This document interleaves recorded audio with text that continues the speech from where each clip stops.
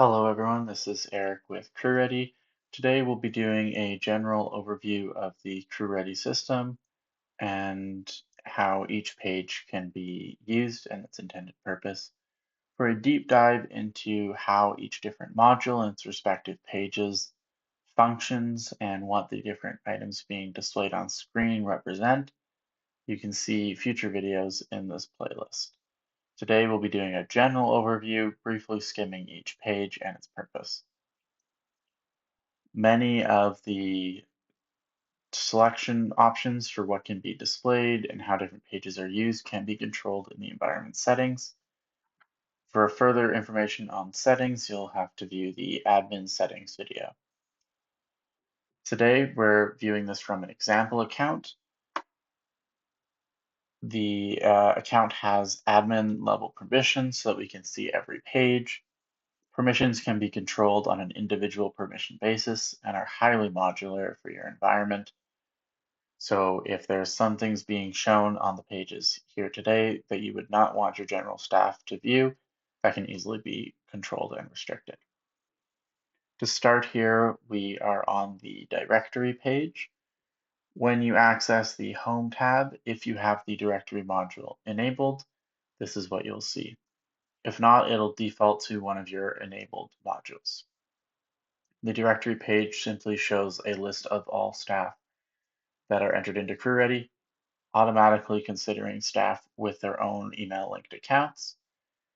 Any staff that are entered without an account under the admin tools, which we'll see in a moment, will also be displayed here.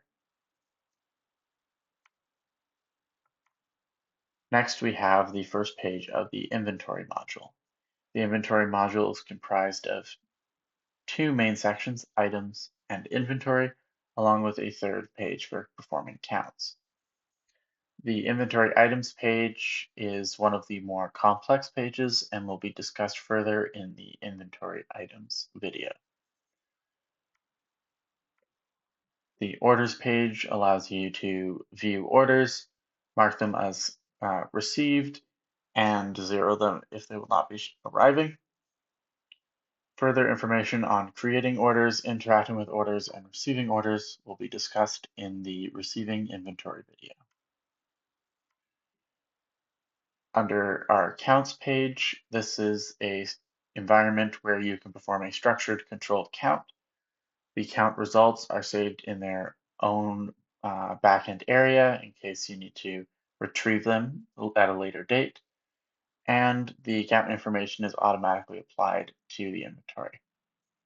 Counts are primarily a base duties feature, but this page is made available for those who are not using the base duties environment. Next, we have our base duties module.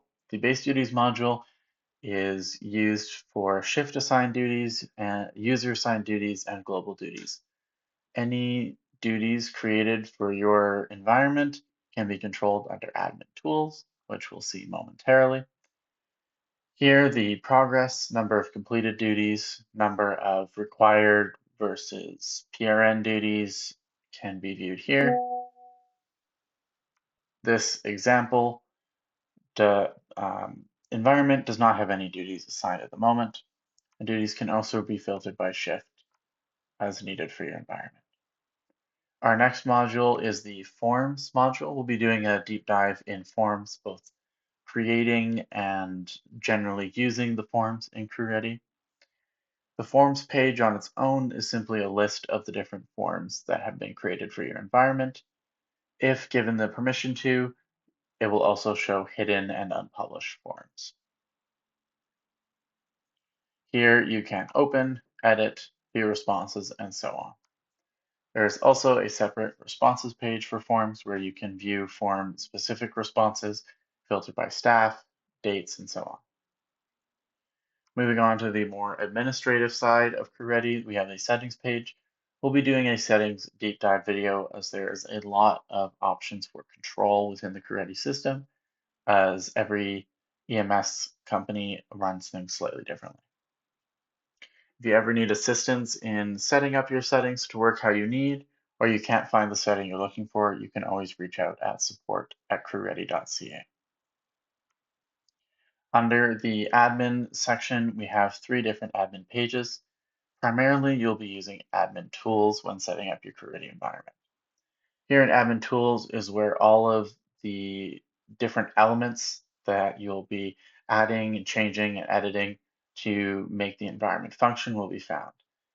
Anything from accounts, permission groups, specific item settings, automatic order buckets, and templates for automatically generated duties.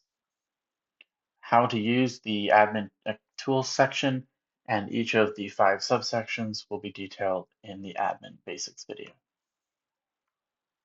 We have a barcodes page. If you need CrewReady generated barcodes for any items that may not already have barcodes on them, or as a redundancy, a printable page of barcodes can be generated here with several settings for controlling whether there are text labels and the size of barcodes. Barcodes can be generated as individual item codes or codes that will log an entire case into the system. Finally, audit events. Audit events is the most technical admin page where a lot of the back end names for things are displayed. Audit events is an environment where if you need to verify how something happened, who did something, when something occurred, you can enter audit events anytime that a value is updated, changed, or modified in any of the CrewReady settings or elements. There is an audit event created, even if it's the CrewReady system performing the action. Simply reading data will not generate an audit event. If you need help finding or understanding audit events, you can reach out at support@crewready.ca. Finally, for each individual account, kiosk accounts will not have this feature. There's an account page. Here you can set up some simple account preferences, your name, email, and phone number.